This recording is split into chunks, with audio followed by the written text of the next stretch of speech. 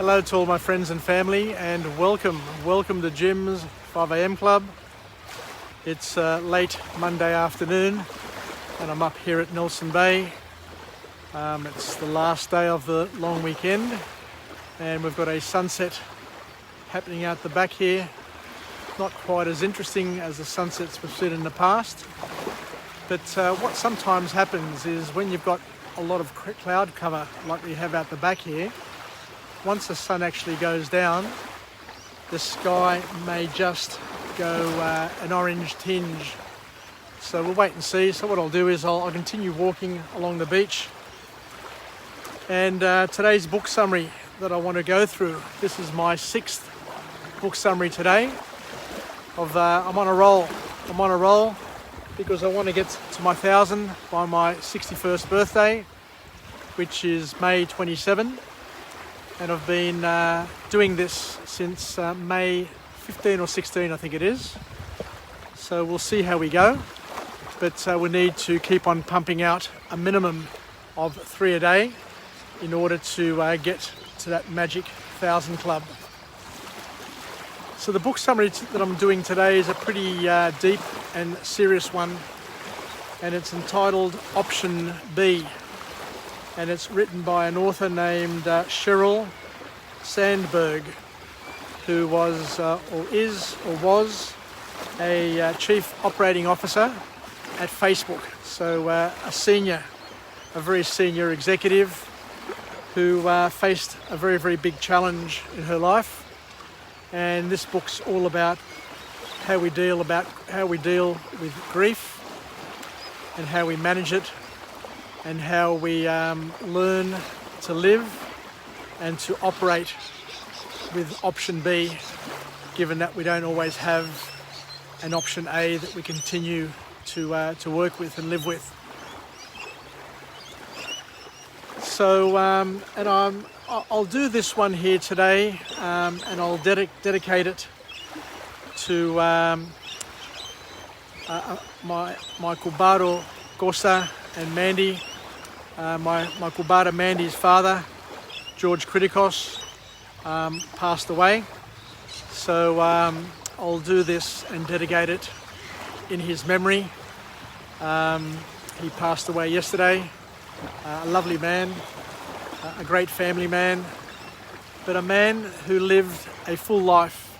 Got to see children, got to see grandchildren, a number of wonderful grandchildren, and sadly left the world a little bit earlier than what we'd expect, but he left the world in a better place than what he arrived in it. So this book is about dealing with grief in terms of losing somebody, and it's important to understand that we all get a turn. We all get a turn at grieving. We all get a turn at losing loved ones, but we also all get a turn at jumping in and helping those around us to get through that grief and to deal with that grief. So the author kicks off this book with a wonderful, a very, very powerful and a very profound quote, something that really got me thinking. It stopped me in my tracks, and it got me thinking for a little while and mulling over this very, very concept. And the quote is as follows: "Let me fall if I must fall. The one I become will catch me."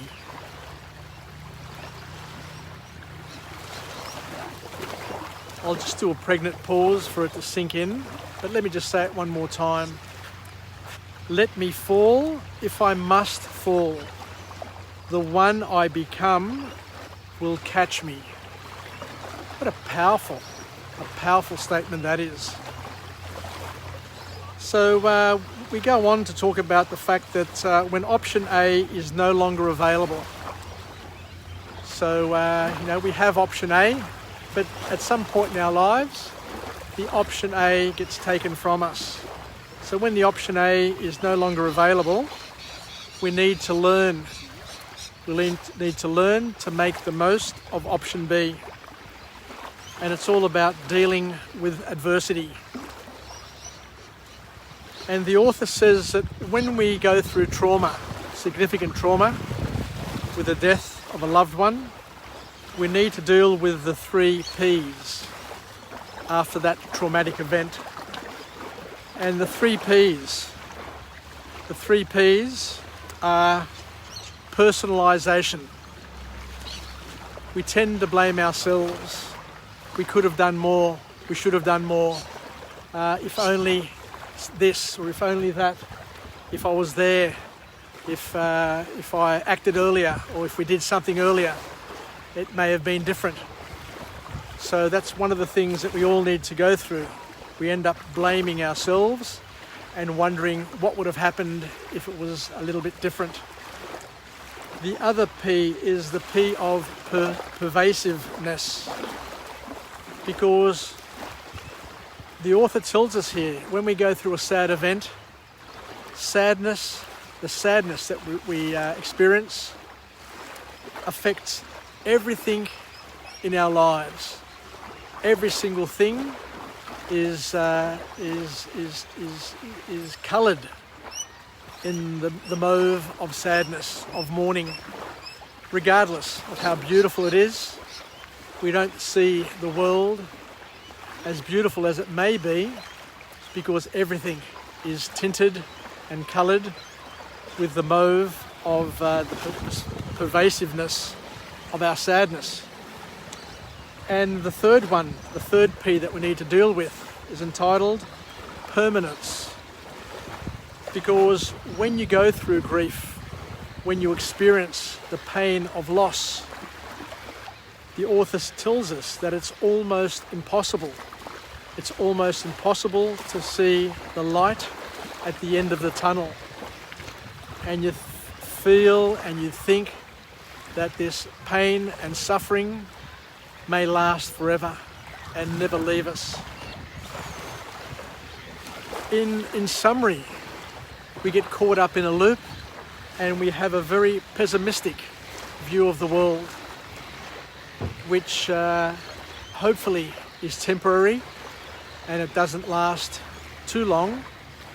But as they say, time heals all, and with time, whilst we may not never lose that gap that we have in our lives, it does get a little bit easier day by day, and with time there comes a time where, whilst, as I said, we never get over it, we learn to deal with it.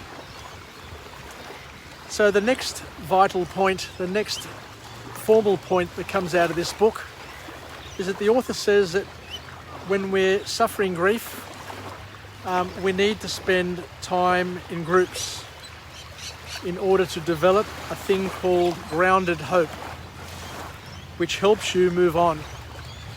A lot of people seem to think that it's probably a good idea to leave people on their own and let them mull over things and sort things out and do it by themselves. And a lot of people will say, I need privacy, I need this, I need that. But psychologists, scientists, and experience, and cultural experience as well. I know that with the Greek Orthodox, we spend a lot of time with the person who's grieving in order to be with them, to help them, to be their springboard, to be the person who's able to listen to them, talk their problems through.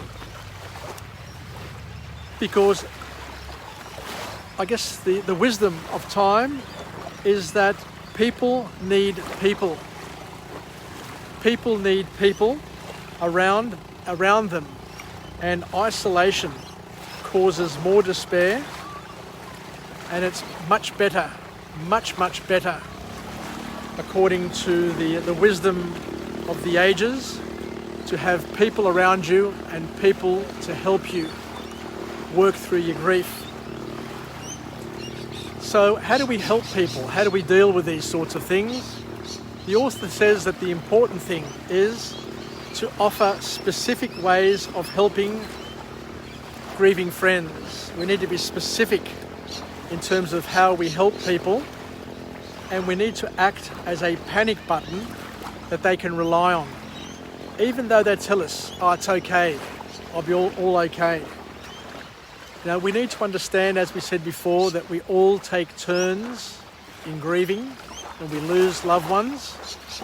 It happens at different random times in our lives, and there's no order in the pain and suffering that we get. Some people get 2 or 3 bouts over a very, very short period of time. I, for example, lost my grandfather 1 year and my mother the next year. So I lost 2 generations in 1 year, in 12 months. So you can imagine the shock and the emptiness that I felt, not only losing my grandfather, and I lost my grandfather when he was at a reasonable sort of age, so we were kind of expecting that he would pass away given his age. But to lose my mother at 63 was a very, very big shock to me, being an only child. So we have times, we have turns in grieving, but we also have turns to help each other. So we need to be there to offer help to those in need. And here's a very, very important lesson, that comes from this book, and a call to action. That one thing that you should never say to somebody who's grieving, somebody who's close to you, somebody who you're able to help, you don't say to them, let me know if you need anything. Because they will never ask for help. So it's up to us to proactively second guess and to get involved and to try and help where we can. And as we said before, it's important to offer people the panic button that they can press, even if they don't press it, just for them to know that there's a panic button available for them to use whenever they may need it, is powerful enough. It will relieve the stress just by having it in the background and knowing that you've got people around you that you can call on to help you. One thing you can do is put your number in their phone and put it there as a speed dial. But the author then tells us that the more specific the panic button that you offer, the better it is. So offer to go shopping for the groceries, offer to do specific things, because you signal whatever you set yourself up to do, you need to be able to follow through with it, because your signal needs to be genuine, and you really need to be more than just words. So you need to be able to follow through. So once again, thank you very much for joining me on this version of Jim's 5 a.m. Club, on this magical sunset on the day after Easter. And I hope you all found love, harmony with your friends and family. I'll finish off with a positive affirmation. I'm alive, I am well, and I feel absolutely great. To my friends and family, stay connected, stay committed, stay relevant, and stay reasonable. And let's take some lessons out of this book summary that we went through today. This rather heavy book summary, but we need to be able to learn and to absorb lessons from all different parts of our lives, because we never know when it'll be our turn to grieve, and we'll never know when we will need to be helping others get through the grieving process and to be a positive contributor to their mental, physical, spiritual health. So thank you very much for joining me. As I said, this is my 6th Jim's 5 a.m. Club for today. The colours on the horizon, this beautiful sunset, is magical, and I look forward to coming to you again from a different location with a different message, a message of empowerment, where we can become the wind beneath our wings, and we can learn some life hacks to get us through the day, get us through the week, get us through our life, so that we can live, learn and pass it on. So take care, wishing you all the best. Que tal leme. Bye for now, and we'll chat again from another place. Don't know where, don't know what I'll be talking about, but hopefully we can be there together to share another experience, share some OPE, other people's experience, so that we can become stronger and better at what we do, and better versions of ourselves. Yasas, Filakya, take care, and we'll chat again. Bye for now.